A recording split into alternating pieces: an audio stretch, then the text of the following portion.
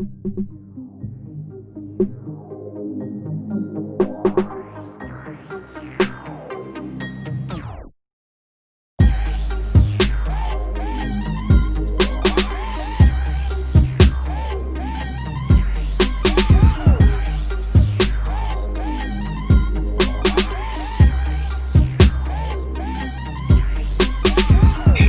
are now tuned in to the Cosmic Convos podcast, your number one source for accurate, relevant, and thought-provoking astrological conversations in the podcast nation. The place where stars and minds align.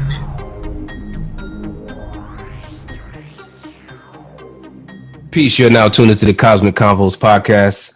I'm your humble host, Herut, and we got our good brother Ra. How you doing? All right, brother. How about yourself? Like I said last week, man, I'm just trying to get like you, man. Just trying to put it together. Oh man, if I had it like you, man, we'd be all right. I'm telling you, you got it, man. You got it. Indeed. So, before we get too far, man, I want to remind you all that this episode is brought to you by Push It Forward Media Group and Calipusha Astrology, and our good people on Patreon. So again, like we've been doing these past few weeks, our patrons, they got access, to a new format that we're trialing out. So, we definitely appreciate the feedback that we've been getting. Just continue to look at it, break it apart, some things we could do better and different things like that. And, y'all help us get it together, and then we'll bring it, to our whole listenership and whatnot. And I think it'll be a good component to help, take our podcast to the next level. People need a visual. People like to see. People like to see you. The audio podcast game is excellent. People love that too. They listen to it in the gym, listening to it on their commute and stuff like that. But I think, people also like to see, what's going on and stuff like that. So definitely down for that.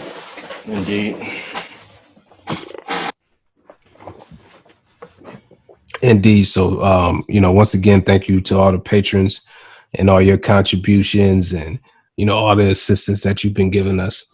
But as far as specifically to Push It Forward Media Group, you can find us on Instagram at Push It Forward. That's PUSHITFWD. On Instagram, you can find us on the web at the same handle, pushitforward.com. Ninth Lord Films as well. You can find us on Instagram at Ninth Lord. That's the number 9 THLord.com. Mm-hmm. And make sure that for those of you who listen and you don't have your Vedic astrology chart, hit us up on pushitforward.com, at Cosmic Convos, a link there.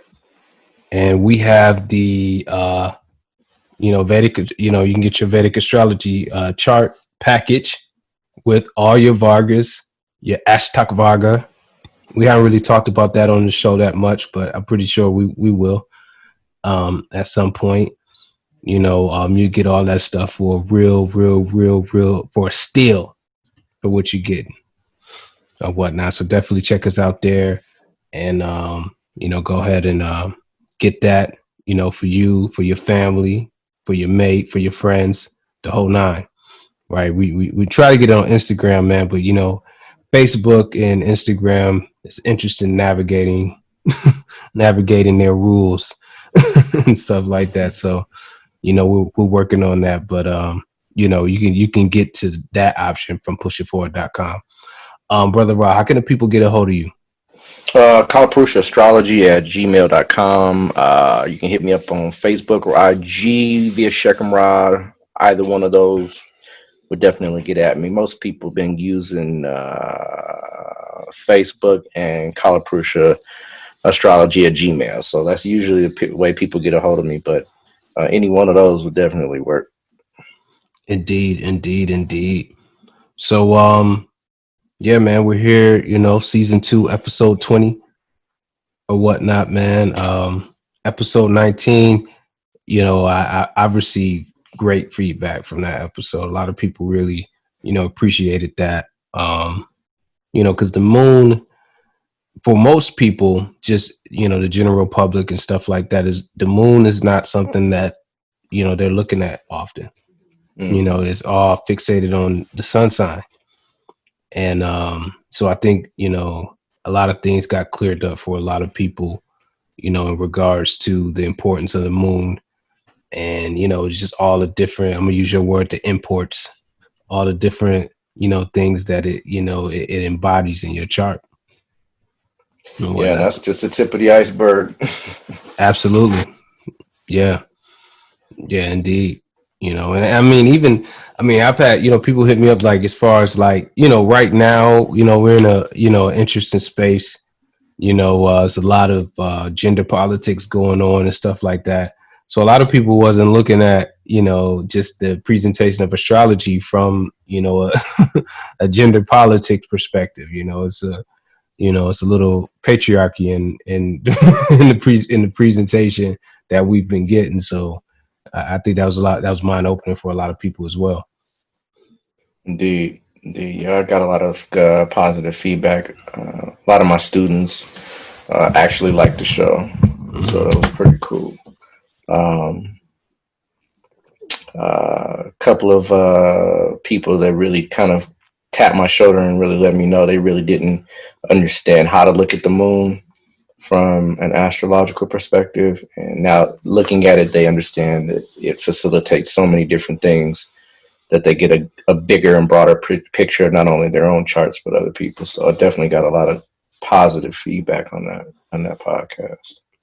Yeah, absolutely. I mean, for me personally, just, looking at the moon, one of the things that I looked at first when I started getting into this science is I was actually able to see, what kind of things configured to, make my mom transition when she did. You know what I'm saying? And a lot of that has to do with the moon. It actually happened in my moon dasha. Interesting transits going on. So that was one of the first things that I did when I first started looking at the science and whatnot. So the moon is, especially for me, I'm a Cancer ascendant, so it's a major impact for you. Yeah. Anytime it rules 1, 4, 7, or 10 a Kendra house, it's gonna make. And then of course it rules the ascendant, which is the Kendra house, right? As far as who you are. Yeah. So by all means, it's going to have major implications in your chart. Anyone else's chart, for that matter, that has a similar position. Indeed. So, yeah, man. It's, kind of getting into. I did want to mention one thing. I don't know if you has been able to check this out, but there's a show on Netflix called I think it's called Indian Matchmaking. You heard of that? No, I haven't. Yeah, man. It's Jyotis is all through that thing on Really? Netflix. Yeah, Vedic astrology they got an astrologer right there on deck. I gotta check that out. Yeah, Indian matchmaking, man. My mate was watching it, and she's like, "Look." Already. Yeah, I'm about to check that out. Yeah, I'm about to check that out for sure. Yeah, so we see some Jyotis getting some mainstream pub over here. Indeed. It's actually gaining a lot more popularity right now because just India itself is a lot more in the know and in the flow of things. So it's just the way, it's the sign of the times. 20 years ago, 10 years ago, even, it wasn't really that in vogue. Now it's becoming more popular, but it's still not as popular as Western astrology. But give it some time. We'll see. Yeah, man. Western astrology, man. I mean, my hat's off. I mean, the marketing and just to have it in everybody's, kind of psyche, like, oh, you're a Cancer. You're, what I mean? That's a talent, right, man. That's it is. It really is. Man. It really is. Indeed. So, I guess before we get into today's topic, which is a very important one, I think, part of kind of, what we're doing right now you know, because we're in different times. You know, it's a balance between, you know, theoretical presentations and also, you know, things that we can utilize. I mean, you know, we have these post checks that we do, and then we also have other shows that, you know, just kind of, you know, provide tools,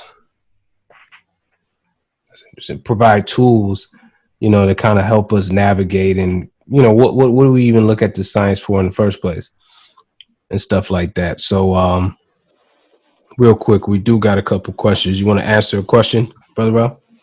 Yeah, let's do that.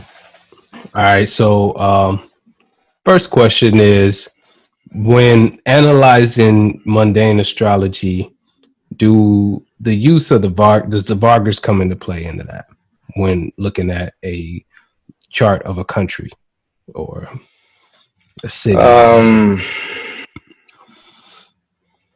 Well, Vargas are charts that are based on specific times. Yeah. And so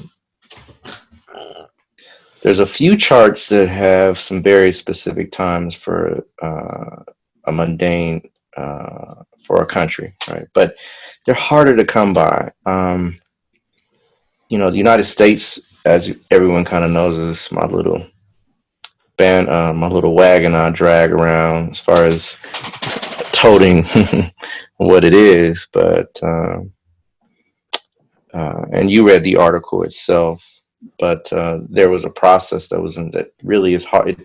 It had to go through a vetting, you know, to at least have some solid, you know, a solid time. And me personally, you can use them if you feel that, or I don't say feel, but if you perceive and have solid data and things that back it up, and you've done some maybe rectification and looked at some dates and kind of tied it all in, then yeah, I would say you could use Varga charts in a mundane astrological analysis. But again, you know, you really have to make sure that that time is precise. Without the time being exact, then you're fudging, especially when you get beyond the D3, right? Which the D3 is basically the Dracona chart, or we break things down every 10 degrees. That's fairly safe with the time. Anything that goes beyond that, you know, you're getting you're a little iffy, you know, because then the time is just going to change everything. The timing has to be impeccable to use Vargas effectively, right? Mm-hmm. You probably can get something because the D9 changes with each pada, right? In the natal chart. So every 3 degrees 20 minutes is a new Navamsha, right? 3 degrees 20 minutes is, you know, it's the thin window. So if you start messing around with times and you're trying to predict, from a predictive perspective, then you're gonna run into some issues. The good thing about mundane charts is that it's a nation. So there's a large conglomerate of things that are going on that can be seen from the Rossi or the D1 chart. From a personal perspective or an individual's chart, you know, there's only one person and those individuals that are part of their lives. So it becomes a little more difficult to see those things versus, meaning it's it's macro versus micro, right? Yeah. It's gross versus minutia, right? So, you know, countries are gross. You can see the leader, you can see the president, you can see the military, you can see the economy, you can see all of those things. It's right in your face. So when you have a chart, and because a decent time, right? Not an exact time, but a good, decent time, then, you know what I mean? You can do a lot with that. But if you're trying to I'm talking about specific down to the day, time, and hour, you need the exact time. Yeah. So yes, you can, but I wouldn't advise it unless that chart's been vetted and rectified. Well, I'll maybe, you know, if you do look at the Varga charts, maybe just looking at the leader at the time period that if there's a good solid time for the leader of that country, maybe that can help you out, you know. Well, yeah, I mean, the leader, you can't look at a chart You can't look at a mundane chart without looking at the president, prime minister, king, leader, whatever you want to call it.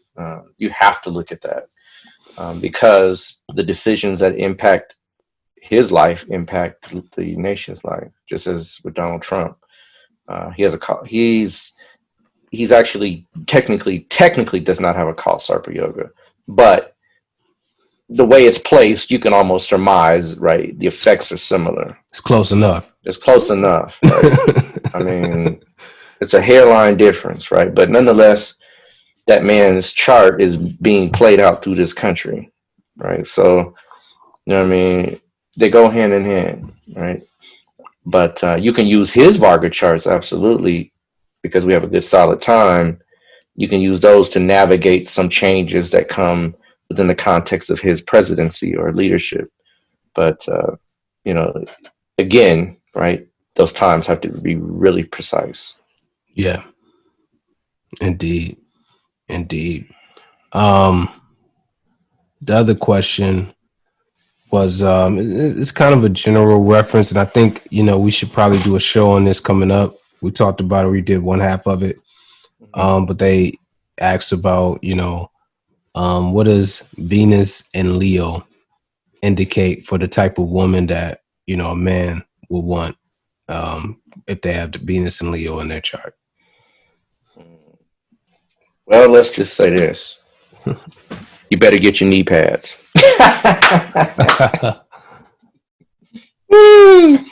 Better get your knee pads, man, because you're going to be kneeling and praising and in awe, right? Because if you don't have no knee pads, she ain't going to be around for long.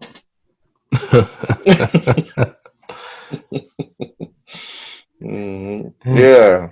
Give them knee pads, right? Venus and Cancer, you get you a big blanket, right? So you can lay on your shoulder and just drench it, right? Because that Venus and Cancer woman gonna come at you and she gonna cry.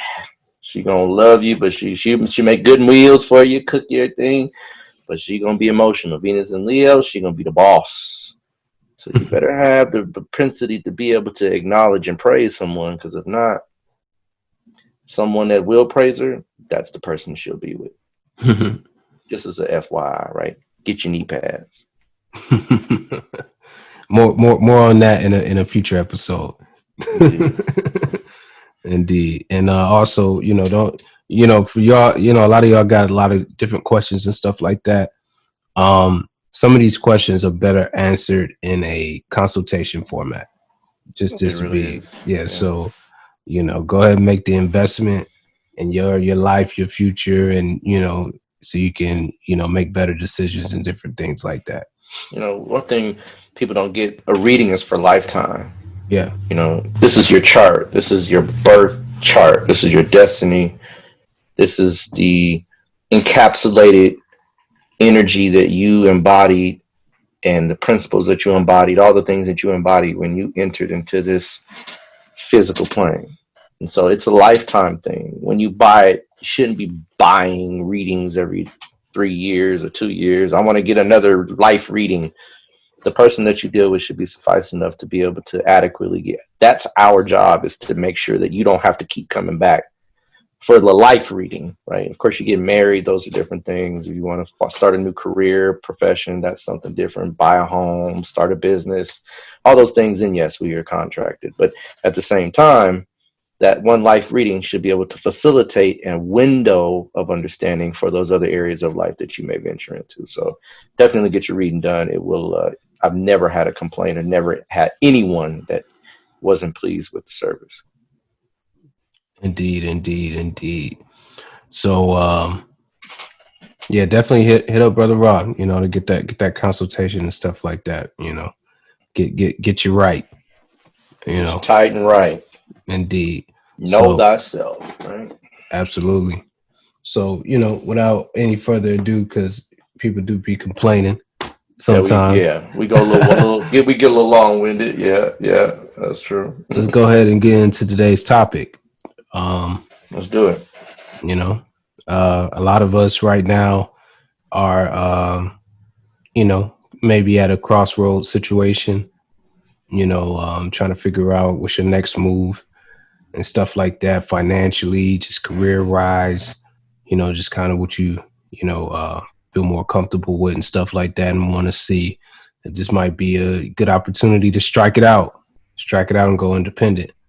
You know what I'm saying? So, today we're going to talk about, what do you look for in the chart to see if you got, the ability to, be a self-employed, be an entrepreneur, or if you're better suited for an employment opportunity, or a little of both, stuff like that, So, Yeah. So really, when we look at what we want to do in life, a lot of times, a lot of us want to be our own bosses. A lot of us want to punch our own clock. A lot of us want to make our own shots, call our own shots. yeah, And rightfully so, right? Because everyone has a gift or propensity to do something, right? And that gift should be definitely used to the benefit of you and your family and your community and society. And, when you come into this world, right, there's something you have to do, right? There is a thing, right? It's usually more than one, but there is something that's inside of you that has to be expressed, right? That has to be released. That has to be called from a dormant to an active state. And many times people will believe, right, that they have the abilities, the gifts, the propensities to do those gifts as a business venture. yeah, And the way society is now, it's strange because you got the internet, and the internet is a tool that has accelerated a lot of individuals in regards to their ability to become entrepreneurs or business type lean into business type professions, whether it be sales, whether it be um, dealing with stocks, bonds, whatever it is that that's calling to you as far as being able to do something for yourself and you alone. Many of us are called, but many of us are not prepared to handle the task. And this is a hard thing for people to swallow, because a lot of times people think, well, I want to get out here and make money. And you can make money, right? You don't have to be, that's the thing, you don't have to be a business owner to make money, right? A lot of people that are employed make good money, right? Make good money, right? But sometimes the stigma of being employed or being underneath someone's, time clock and all that, it leaves many people in a space where they feel they're being betrayed or being short, getting the short end of the stick or that kind of thing. And I understand, because, you're not getting all of the recompense that you've exerted as far as the efforts that you've exerted. So I get it. But the reality is that most people are suited for service. Most people are suited for employment. It takes a very specific type of individual to be able to be an entrepreneur. It's a rarity. Not rarity in the sense of unheard of or not common, but rare is in the sense of 1 out of 10 people, you may get 1 or 2 people that can handle that, right? Out of 100 people, maybe 10. And I'm talking about individuals that are literally living life on the edge, where there's no fear from making and taking risks, right? Risks are what entrepreneurial, self-made individuals are all about. If you think that you can't, if you're very afraid to take a risk, and I'm talking about really being a business person, you're going to have to take loss. You're going to have to incur losses. It just goes with the territory. My clients, and I have many, some of which are entrepreneurs, and their disposition is one of which they have a fearless disposition. Doesn't mean fear is not in them. It means they don't let it control them. Yeah. Right? They make decisions regardless of the fear. And so they many times take losses.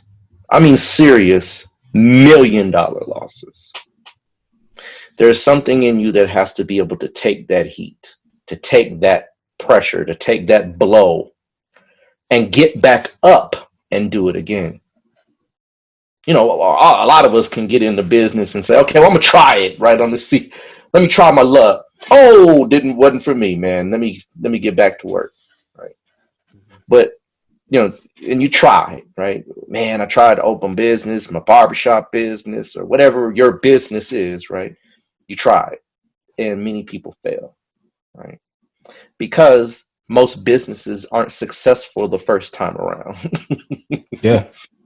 Yeah. Right? Most small businesses, big businesses even, have to fail miserably before they succeed. Right? And that's a indomitable, right? Fierce individual. That person is not moved by things that happen that go wrong. Mm-hmm. They face it, they conquer it, they use it, they learn from it, and then they grow. That type of individual has, number one, a very strong sun in their chart. Excuse me. The sun has to be extremely strong. Not to say extremely, but fairly strong.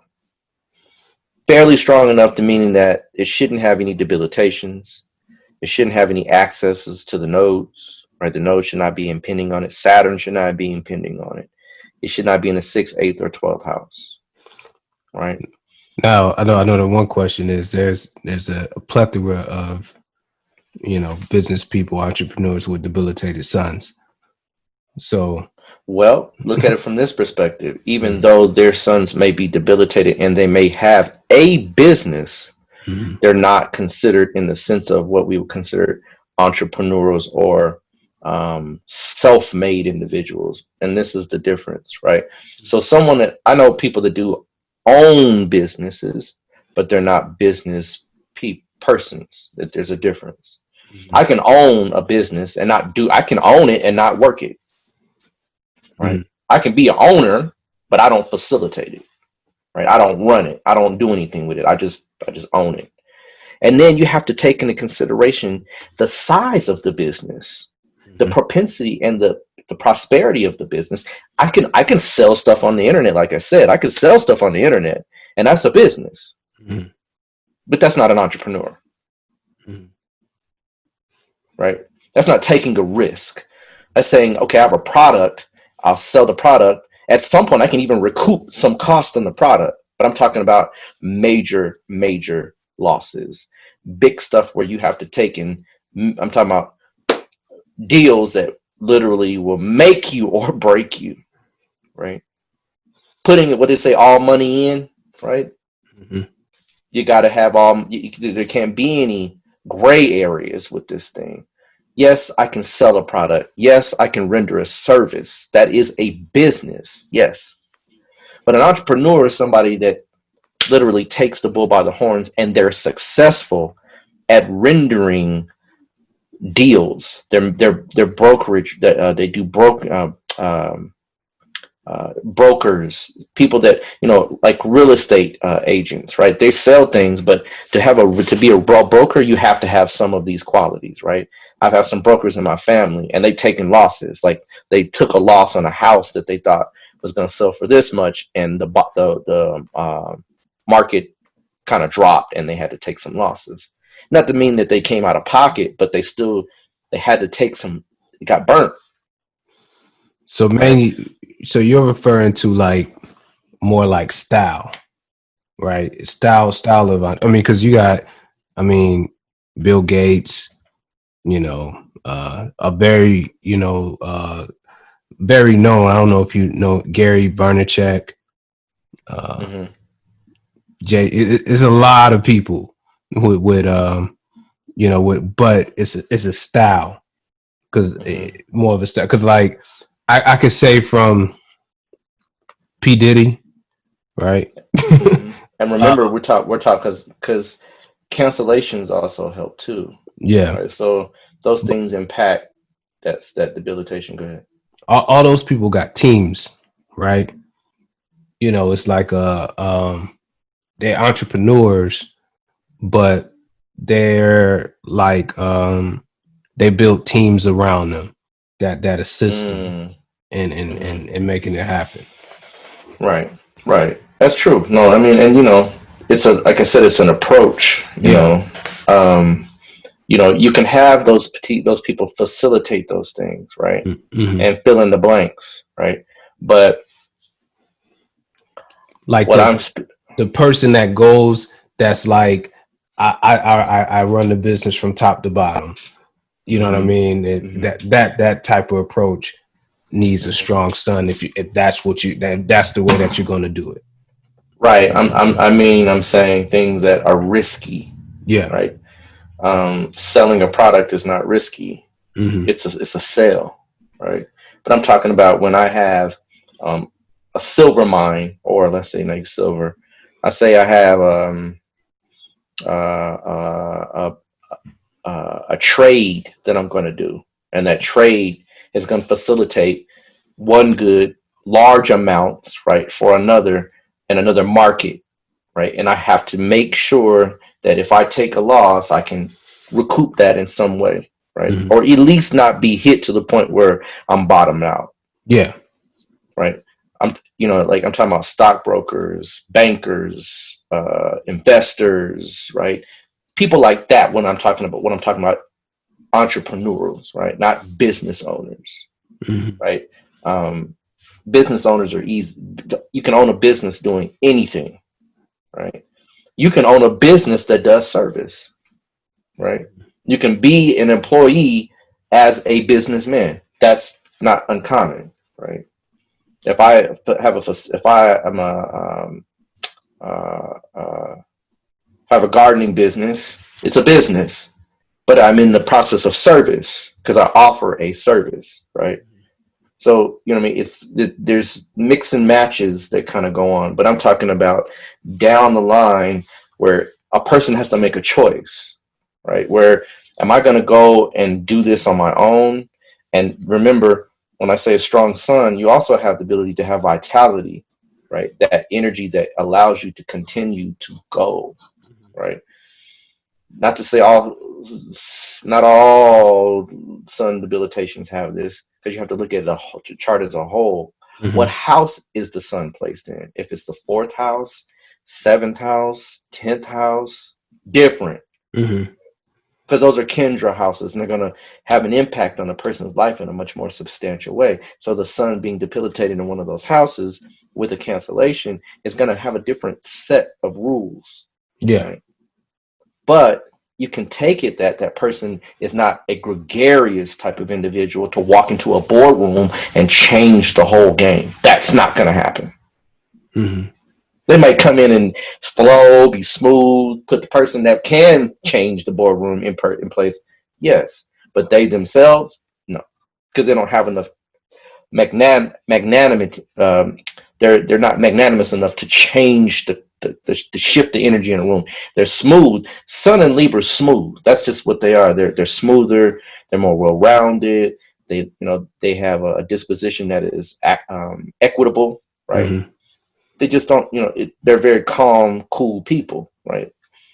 So you want somebody in there that's not necessarily calm. You want someone in there taking heads. If I'm owning the business and I'm going in there, I'm not going to go. I mean, I have Sun and Leo, so I could probably pull it off. But I mean, there's other things that I'm not, because I'm going to tell you, I wouldn't be an entrepreneur, right? It's Mm-hmm. not in my destiny to do that, right?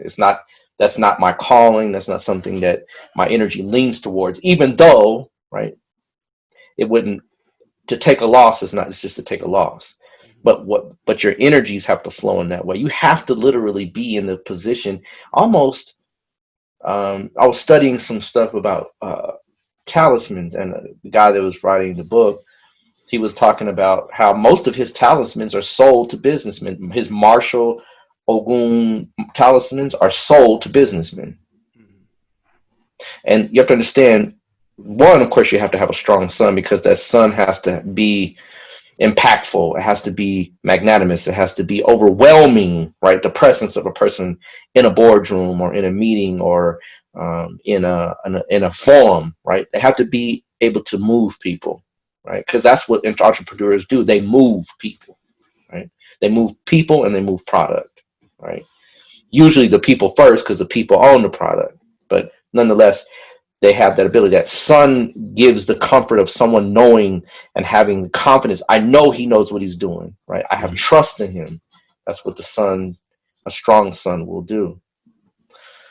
Again, depends on a lot of different positions, because some folks can say, well, is my sun strong, my sun weak? You have to look at everything. Mm-hmm. But the next thing we look at is, like I said, you have to have a fearlessness. And a lot of people will say Mars probably, in astrological terms, sometimes Mars is not so business oriented, but actually it really is. Like, Mars is, to me, the planet of business. And let me tell you why. Mars could be a soldier sometimes. Right. He can be a warrior, but Yeah. let me explain to you what it is. Right. And I've had to learn through the years about how this works. So Mars, right? So let's put it like this. Let's do this. Let's say you got two individuals, right, that are going to bring you a product. You got Mercury, right, who's going to tell you all the details. He's going to break it down to you. He's going to give you all the intricacies. He's going to tell you all the things that it does. And you're going to be basically informed to the max and basically sold by either means of something slick, something sly, something, you know what I mean, where it is a trick, the trade of hand, right? There's a trick. The hand is quicker than the eye, right? Type deal. That's Mercury. Sales. Mars sales is completely different, right? They penetrate. Mm-hmm. They push into you. Hey, come on over here, man. Check this out. No, look at this, right? Because their energy, right? And it's overwhelming. I don't know if you've ever been around people like, it's like, whoa, right? It's like those type of people, they're pushy. Like, they're going to get inside of you with their sales, with their approach. Mm-hmm. That's entrepreneurial energy, right? That's the energy to pierce through your aura, right, and merge, and whatever I want to put in there, I'll put in there, right? That is that's the best salesman, right? Because he's not going to talk about all the bells and whistles. He's just going to make it to where it's direct, right? Man, you got to get this. Look at this. Test drive it. He's the one that takes you test driving first, then comes back and tries to sell you. He's the one that says, hey, man, take it. He takes a risk. Take it home with you for the evening and bring it back. Mm-hmm. That's the Hero Kahuti type salesman, right? You're not going to run. This is not going to do that. The mouthpiece, no. He's going to be direct, forceful, and downright clear about, no, this is the best deal. He's going to be fair, though, right? Because, see, Mercury's not fair. He's about getting the deal done. Mm-hmm. Mars is like, no, you're going to get what you pay for. And that actually brings a lot of surety to business. People like that kind of feeling. He's going to take care of business no matter what. He's going to come in, do his job, and get out, right? That's the entrepreneurial spirit that people really have to be successful long term, right? In being a self-made person. Right? Yeah. The other thing is Mercury. The other planet is Mercury, because you have to be able to reason, calculate, to use the gift of gab, right? You can't be a mumble mouth, right? And be trying to be right, because you can be as forceful as you want to be. That, and then it actually has a recompense to it. Like, oh, well, wait a minute, hold up, you're doing too much. But yeah, if it's just enough, where you give them just enough for the city, you're not talking them to death, but you're using that penetrative energy, right? You're going to get the sale. Right? Yeah. I've sold stuff, and I know when you don't. What do they say? When you don't take no for an answer, that's Ogun. That's Mars. I'm not going to take no for an answer. I'll make a deal with you, right? That's the energy, because they're going to win, right? It's competition. So it's, right, you against me against everybody else, and I'm the best, right? Mm-hmm. Mars. But Mercury has to play a role. Mercury cannot be hammered, right, to the point where it literally, you can't articulate yourself. You can't talk. You can't exchange ideas. You can't calculate. You can't think beyond outside the box, right? Yeah. Mercury. You also have to have a strong Saturn, Hmm. right, to be an entrepreneur, because you have to be able to endure. Now, Mars is fearlessness. He'll get back up and fight, but Saturn deals with delays, obstacles, right, derailments, right. Mm-hmm. And so, if your Saturn is, let's say, Saturn's in Aries, you might not want to go into business, man. I'm Mm-hmm. just saying, right? Now, you could have a debilitated a debilitated Saturn that's canceled, and it has some strength. It happens, but it's rare. It's Mm-hmm. rare. It has to be in a Kendra house, has to be canceled 3 and 4 times, right? Like Mars got to be in Capricorn. I mean, the moon has to be in the 10th from Mars being in Capricorn or from Saturn. There has to be so many combinations, right? To Mm-hmm. make that tight enough to where that negative becomes a what? Positive. Right. That's Yeah. what that's what cancellations can do. I said can do, right? Not always, right? Because then there's other things that can cancel a cancellation, right? So, Yeah. but nonetheless, right? That's kind of like what you need to be your own kind of boss, not just the business owner, not just somebody just selling things, t-shirts and stuff like that. Anybody can do that, right? But I'm saying literally taking that money and investing it, right? Taking that return and putting it in something else that would parlay you a greater return, but it's a risk. Mm-hmm. That's Ogun. That's Herukuhuti. That's Mars. That's right. Hanuman, whatever you want to call it, right? Mm-hmm. So, right, and here's the thing: Chandra Mangala dosha, Chandra Mangala can do good in business, right? Because we be beating up on Chandra Mangala all the time, right? Yeah. But Chandra Mangala is hard on business, straight up. They don't play. See, that's what I'm talking about. That kind of energy Mm-hmm. for entrepreneurial stuff or business boardroom business stuff, right? Because you don't necessarily may not be your own boss, but you could be in business and be a business tycoon, right? Where you do merger deals and you buy out companies, you do hostile takeovers, right? All that's war, Mars. Mm-hmm. Right? Sun, confidence, walking in there knowing I'm gonna beat you, right? Not Mars confidence to say I can fight, but Sun confidence saying I'm indomitable. You can't, even if you lose, even if you win, even if I lose, I still win, right? Mm-hmm. Kind of disposition. Um, so though the houses that we look for are the 7th and the 10th house for business, right? The 7th house is partnerships. And so if you're in the business dealing with other people one-on-one, partners or have a business partner, seventh house is the 10th from the 10th. When you count 10 from 10, you get to 7. So 7th house reveals another hidden area of career because it deals with your public image, it deals with your public interactions, it deals with one-to-one interactions, but it also deals with your ability to keep a promise. It also deals with your ability to manage exchanges, right? Yeah. If you can't keep a promise, and usually people with the 7th house challenge, they usually don't do well in business because they don't keep their word, Mm-hmm. right? They're not worried about the other person. See, when you're hypersensitive about the other person because you're worried about your self-image, then you're going to make sure that business is taken care of with that person. Mm-hmm. That deal, that promise is upheld, and it works the same way in marriage. Mm-hmm. Mm-hmm. They're going kind of hand in hand, right? So you can see that Mars in the 7th in Aries, Mars in 7th in Capricorn, a lot of times will do well in business. They really will. They can not, it's like they don't have the disposition of failure. It's not an option to them, right? Mars in the 10th, Sun in the 10th. Both of those will definitely do well in business, right? Sun in the 7th too, right? In fact, I got some family members with Sun in the 7th, hella businessmen, right? Started out with retired from IBM, making big money. So You know, that 7th house, 10th house, Sun, Mars, Saturn, Mercury, all those planets should be interacting with those houses, if that makes sense. And the ascendant as well, right?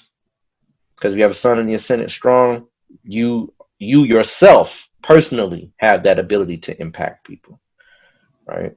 So again, just little things that you notice, right, that can really chime in to say, hey, you know, I can handle this or not, right? And let's talk about the opposite side. Let's talk about employment / service, right? Most people are suited for this. Most people don't need to have an indomitable spirit, right, to come in and go punch clock. Right? It's very regular. It's routine.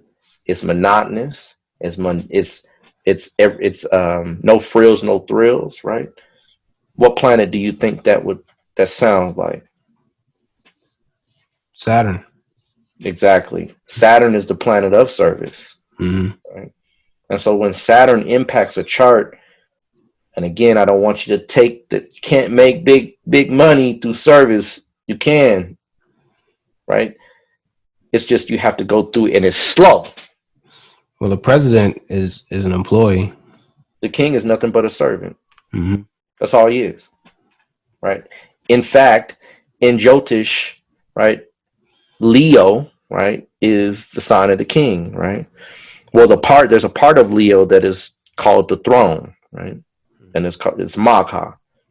And Magha has a classification. They all have kind of different classifications. Some of them are Brahmas, some of them are Kshatriyas, some of them are Vaishnavas, and some of them are Shudras. Shudras happens to be the worker class, the worker caste. Well, Magha in Leo is a Shudra, literally. And it's just a way of saying that the king is nothing but a glorified servant of the people. Mm-hmm. Right? But so you're absolutely right. But I want people to understand that service employment is usually the route where most people are able to handle those things, because it doesn't require risk. There's no risk. The only risk is when you don't go to work, right? But there's no risk. It's safe. It's comfortable. It's right. It's by the book. There's nothing that seems like you don't have to go outside of yourself to do anything. Mm-hmm. Most people are suited for that. And most people have that impact of Saturn somewhere in their chart that usually yields that particular position. Now, Saturn conjunct the moon, right? Saturn conjunct, and let me go back one. Let me say something real quick. If the ascendant Lord is in the 7th or in the 10th house, that is also something that you want to look for. The ascendant Lord is primal in everything that you look for in a chart, because it tells you the niche it tells you the area that the person is going to be venturing into, right? And so when you understand that, a lot of times, and people say, well, what if it's in the 2nd house, right? The 2nd house is an intellectual house, right? So the person's going to have an intellectual twist on their career. But nonetheless, if that ascendant Lord is in the 7th or the 10th house, good chance they're going to be there ready to do business. If the ascendant Lord is in the 6th house or the 3rd house, they're usually oriented towards service. Now, when I say service could be a doctor, service could be a lawyer, service could be all these people make pretty good money, right? But they answer to someone else, right? Mm-hmm. They deal with someone else as an authority, even a doctor. Because he has a board that he has to answer to. He has laws. He has restrictions. He can't just do what he wants to do. And there's no risk for the doctor. He just does what he does. That's a service, right? He doesn't take a risk by malpractice, maybe, if he's a janky doctor. But most doctors don't think about malpractice because they feel like they're adequately trained. So there's no risk involved. The only risk is the school and the time that you have to invest. Right. And that's Saturn again. Do you see Saturn is all over this thing, right? When you talk about service and employment. Sun and Mars are all over the entrepreneurial side, right?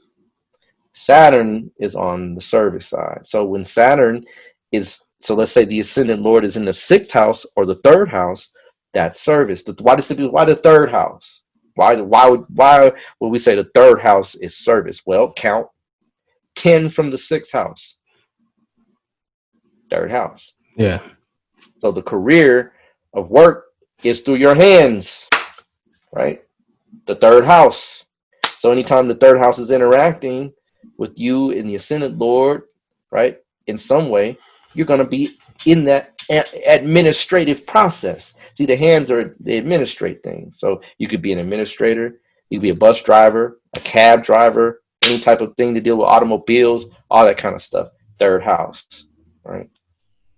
Could also be an admin, like literally typing, right? Secretarial stuff, service, right?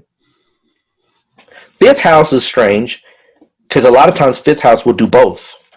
Strangely enough, and I've noticed that 5th house is a house that creates, right, and produces, but also can literally serve as well. It's straight like as a teacher, right, or some type of profession of that way, in that way, right. Mm-hmm. So it can be both, right? Because you can create and become your own boss, but at the same time, you still would have to answer to other people in that creation process. So it's strange, right? Yeah. But 3rd and 6th house are definitive service houses, right?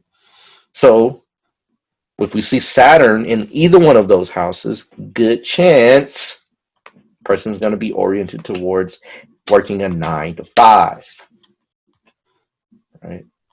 Saturn in the 10th house means service, right? So you could have Saturn in the 10th and say, well, not. But the thing about the 10th Saturn in the 10th house, that person over time, if they pay their dues, can reach to the height of service, meaning they can become the CEO.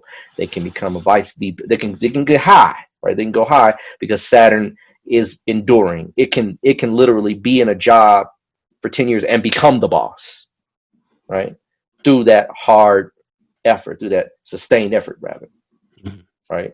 So again, these things change. They can maneuver around. But guess what? A CEO got to still answer to a board of directors, right? So everyone has to answer to someone ultimately. But my point is that in service, you answer to a whole lot more people, right? You are under you are in a system. You are a cog in a machine, right? Mm-hmm. And that non-threatening, right? You're in a position where you don't have to think, right? So job is you do what you do every day, right? Doesn't change much unless the department or position changes, but even then you're going to be doing that for an extended period of time. That's Saturn, right? Saturn really holds the key to service. If you see the ascendant Lord conjunct Saturn in any house, that person is going to be about service. Saturn in the ascendant, service, right? If Saturn is impacting a major part of their chart, or even in the 6th house, they're going to be about service. And a lot of times I've seen people with Saturn in the 6th house, and it's funny. They think, oh, well, I'm ready because I can work hard. And they do. But what they don't realize is that they don't like to take risks. They like the safety zone of being able to have a paycheck, right? And insurance. And that cozy little parking space, right? And all the other things that come with being an employee, right? So most people are dispositioned for this because most of us are scared to even buy a lottery ticket or to, do something, that takes us out of the box, right? Usually, we're scared, right? To say, you know what? I'm going to put all my money into this. No matter what happens, most of us are not. Some of us can, but that's when you look at that chart to say, that Chandra Mangala yoga is driving you, it's pushing you, especially if the periods turn on. Now, that's a whole nother part of the conversation. These periods turn on, and you can have both in your chart. You can have the 6th house and the 7th house, right? Pretty well popped up, and you can do both. At some point you might be doing service, some point you might be doing your own business, and may even mix the two. Mm-hmm.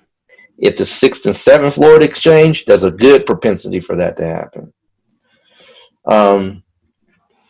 The other thing, and I wanted to kind of, and I know I don't want to jump back and forth, but let me say this.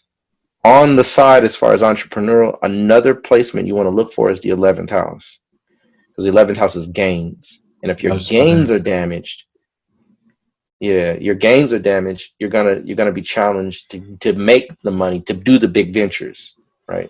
Mm-hmm. So the 11th house has to play a role in some substantial way, not overwhelming, but there has to be, the 11th house has to be okay, right? It doesn't have to be like super strong, but it has to be able to take or handle the ability to exchange in a larger conglomerate of people. That's what the 11th house does. That's why it's your money, because it's your network, right?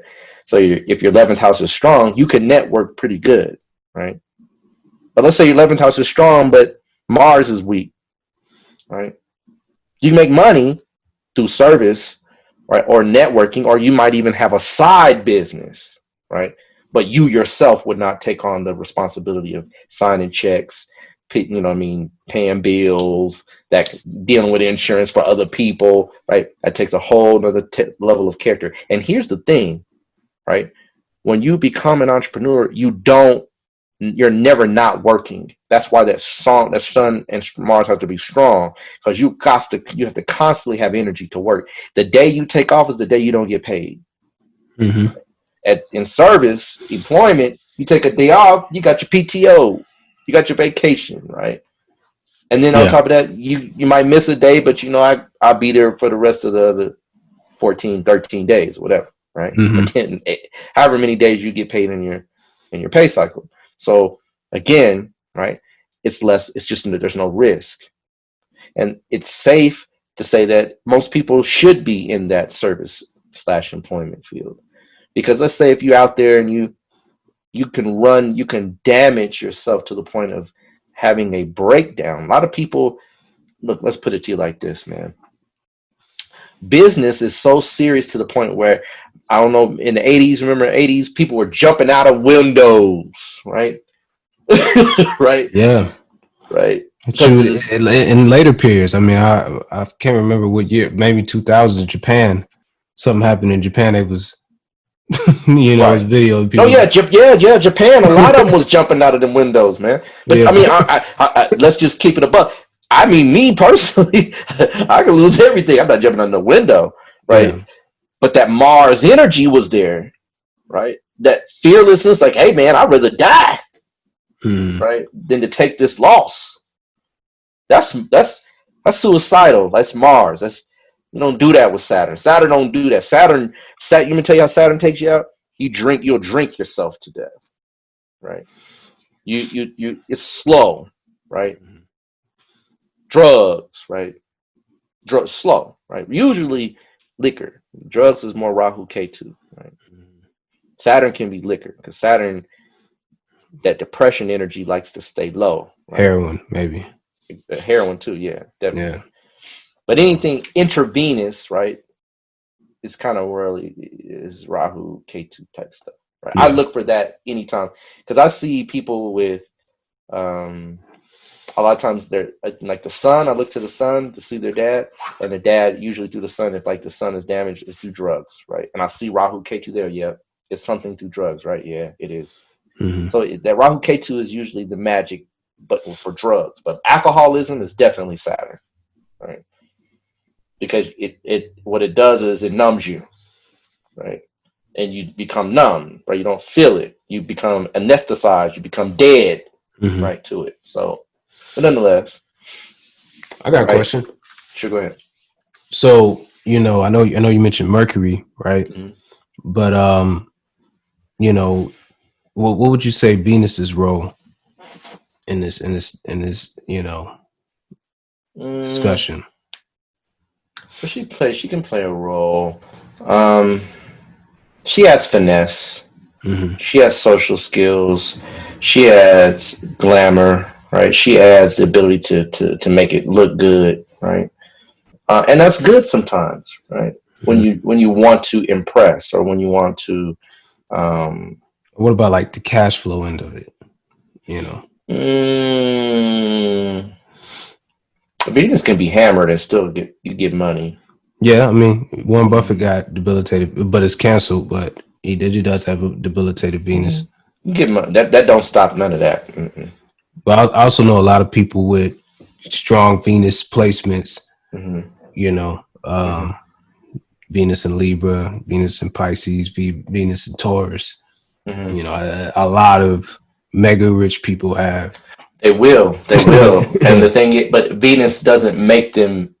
Venus is not what makes them not rich. make them. Yeah. Venus is what. So like Rihanna, right? She's got Venus in the ascendant, right? In Pisces, Pisces, right? Mm-hmm. That's not her second house, or because Venus is third and eighth house, right, in the ascendant. Mm-hmm. So that wouldn't. It gives what it does do. It gives her talents, and the talents. And remember, they used to call money talents, and in Europe, talents were money, literally. Like, so your talent is your money, right? But she's talented, right? She's gifted, right? Mm-hmm. So that is where she leaned into the industry to make the money. But the second house is where right, is that bankroll, right? And that's where she gets a lot of that energy, that ability to literally amass the wealth, right? The Venus brings it in, but the other components work out to where she can gain that money. Right? Yeah, it stays, because there's a lot of people with Venus in the and they ain't got no, they broke. I know some. Right, but I know when that Mars is strong though. Mm-hmm. I know that Sun. Mm-hmm. They out there. They doing something. Right, they're active. Right, mm-hmm. I know that. Right, whether it's active in a positive or negative way, because you can be a street entrepreneur too. Right. Yeah. And Rahu's in there with that. Right, and Saturn too. But nonetheless, mm-hmm. Yeah, you can't. Venus will only bring you the talent, but it won't bring you the management. It won't bring you the discipline. It won't bring you the endurance for the long hours. Venus don't do that, right? Yeah. She says, I shine, I make it look good, I'm fanciful, I can do this, that, and the other, but that's it. Yeah. But what you'll notice is that they're very creative, and that's where a lot of their resources come into, is that creative ability, the ability to come up with ideas and different things to the people, that people like. So it does play a role in that regard. But if you didn't have it and you had a strong sound, all those other, you're gonna do business, right? Mm-hmm. You're gonna do it in some way, right? But on the service side, though, right? Here's the other combinations, right? So, and there's so many different combinations, and you'll usually see the combinations in the chart some way. And most people, it's strange when that Saturn, it doesn't impact the Mars, right? And Mars is very strong. Sun's not impacted by Saturn, and they had that indomitable, forceful energy. They have to take a risk. It's just innate in them. And if they have any type of common sense and they have any type of wherewithal to live in a normal way, they're going to do business. You just see it over and over again. Mm-hmm. I'm talking about in prominent positions where the opposite is usually true. Saturn's going to impinge, right, somewhere to slow that fire down, or to minimize that drive, or to reduce, right, the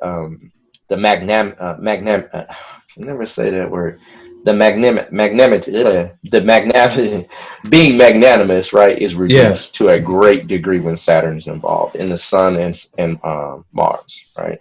If Saturn is impacting the ascendant lord or the ascendant, the person likes a 9 to 5. They don't want a whole lot of, today I might work 10 hours, tomorrow I might make 12, then the next day I might work 4. That's how entrepreneurs like. That's how they roll. They don't really have a set schedule.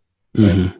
And think about it. You have to have a strong energy in order to endure those kind of crazy hours. Because if you have a weak chi, weak sun, weak Mars, you're going to get sick, right? You're going to burn out. Right? You're going to get literally your nervous system is going to compromise. Your immune system is going to weaken. Your libido is going to drop, right? So you have to have those strong planets because, again, you got to be able to roll with the punches, right? If you're not the kind of person that can roll with the punches and you need to have that stability, you do employment, you do service, and most people want the safety of those things. Saturn is about fear, right? So if you're fearful, you're dealing with loss. Remember, you come with your see, Saturn comes with his cup half empty. The other one comes, right? Those other positions come and they say, look, I'm going to fill the cup. Even if it's empty, it's still going to be full, right? So having those kind of dispositions will slow you down. It'll stop you from really making the next quantum leap. So, and that's where people should be if that's where what they need, because not every soul is here to literally cut heads and take names, right? You shouldn't, right? You should be in that particular venue. Now, some people can do both, like I said. Some people, and the other thing I haven't mentioned is the Varga charts, right? The D10 chart will show you if you see the sixth house interacting with the sixth house of the D10 interacting with the 10th house of the D1 or vice versa, a lot of times a person's going to have the propensity to, right? There's not going to be that drive. There's just not the drive, the ambition, the need to externalize that power. It's just not there. But the D10 should be checked, right? And all those planets I mentioned should be checked in the D10, right? Sun, Mars, Mercury, and Saturn for business. If you're looking, and I say strong Saturn, if Sun is weak, Mars is weak, but Saturn is strong in either one of those, it's a good chance.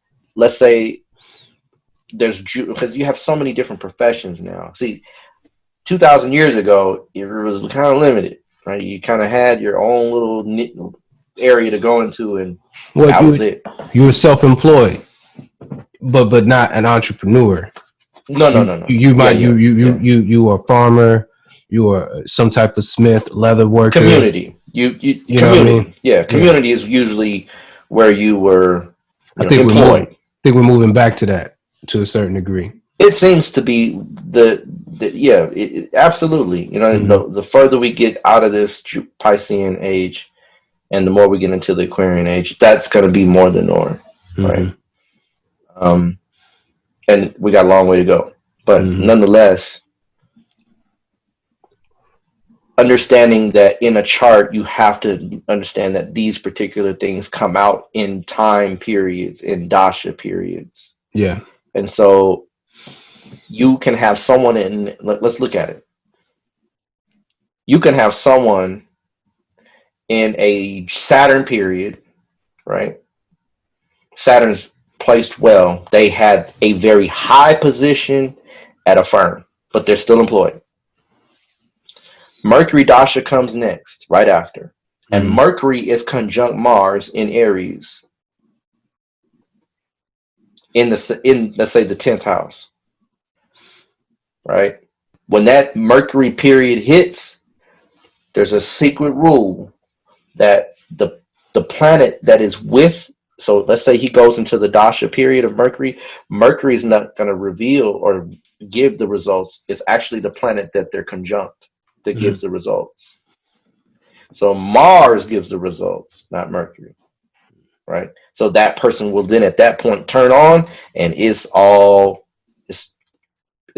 steam ahead. Right? Now they're ready to own their own business. They got all the knowledge from the experience that they garnered from this business. They're gonna start out with the same business, but in that Mercury dasha period. Right? So again, right, these things come on in time frames too. Right? Yeah. And it could be the reverse, right? It could be that they're in a Rahu period, right? And Rahu is in Aries, right? And Rahu Rahu's Lord is exalted, right? Then yeah, Rahu, they're going to do business. But then they go into a Jupiter dasha, and Jupiter is directly aspected by Saturn by degree. So then all of that slows down, right? Jupiter comes on, and wherever Jupiter is placed, that particular house placement and rulers and whatever houses they rule, that's the area of life that they would now be garnering into for the next 16 years. So again, these are variables that come out, right? In order to see what someone is really best suited for, right? Some people are suited for, we can be suited for all kinds of things. Some of us are suited for more than one thing. It's just we have to find the thing that is really our heart's desire, and that's usually where I lead people to go to follow that next path. So again, right, there's just a lot more variables than that, right? I know Saturn, I mentioned Saturn as the planet of service. Really, there isn't any other. Saturn will impact some place, somehow, some way, one of those factors that will produce that either service / employee type disposition. Right. So I hope that kind of gives, because right, I'd have to literally sit down and we'd have to go through each ascendant, because ascendants can change things too. And Aries ascendant a lot of times has a lot more disposition because cardinal signs like to get things started. Right. They like to initiate. They like to be pioneers of something, right? And so Aries is the one that would do that because it is head first, right? So I noticed a lot of Aries, they don't have a lot of, when it comes to that kind of thing, right? Relationships, that's when they kind of, their weaknesses. But most of the time, Aries ascendant are strong Aries in the chart. That person literally they're going to, at some point, take the bull by the horns, at least try to maybe see if they can go that route and go from there. So I hope that paints a good light on it and what you can look for pretty quickly, right, in order to kind of make those determinations. Indeed. So, with that being said, I want to remind you all that this episode was brought to you by Push It Forward Media Group, Caliprucia Astrology, and our good people over there on Patreon. Again, thank you all for your support, checking us out, giving us feedback, and, helping us take this podcast to the next level. I think, this show, has been, this episode, it's pretty eye-opening. I think a lot of people, begin, looking at their charts and seeing where they land, on that spectrum, because it's good to know, right? It's good to know, why you're pursuing what you're pursuing and if you're heading in the right direction. Absolutely. I mean, I'm my own. I work for myself. This is my profession. So, right, I don't take risks, right? But I still have to make judgment calls. I have to make decisions that sometimes, I don't even want to make with regards to who, what, how, and where I'm going to do reading. So, I mean, even running my own stuff, right? I don't have to have all that martial disposition and all those things because I'm not taking those major life-changing risks. But I do have to have anytime you own any business, you should have a strong sun. Maybe not entrepreneurial, but the sun needs to be strong enough to at least to hold your own as an individual, to have an identity that says a sun's identity extends beyond the personality. It's something that I'm going to leave a mark. I'm going to show the world this is what I'm all about. I'm here to do this very thing, right? That sun, if a person's sun has a disposition that's adequate enough and strong enough to yield that, you're gonna want to own something, even a home, right? Because that king aspect of you is gonna want to have something to show for it, right? So again, right, business, right, is really oriented around the sun. Entrepreneurial business is Sun and Mars, right? But again, if you're a distributor, that's what the sun does. It distributes chi, light, prana, right? If you're a hub, you want to be a centerpiece, right? And maybe exchange. Those are all suns type stuff. So again, you can get very specific into even the type of business that you have, right, and tailor it based on the planetary energies and how they work. So again, right, it gets pretty complex when we start figuring that stuff out. Indeed. So, like I always say, thank you all for tuning in for episode 20 of the Cosmic Convos podcast. Shout out to the Patreons again, because, they're able to get this thing a little early. We got a couple people checking us out here on live and stuff like that. And, next week we got a banger show. Oh, we got a banger next week. Yeah. So, stay tuned for that. You guys will definitely enjoy this or whatnot. And, I don't know. We'll see. We might do something a little different next week. We'll see. We'll talk about it and whatnot. Indeed. But, thank you all for tuning in to this episode. And we'll be back same time, same day next week, with some more knowledge for you or whatnot. So that being said, we're out. Peace.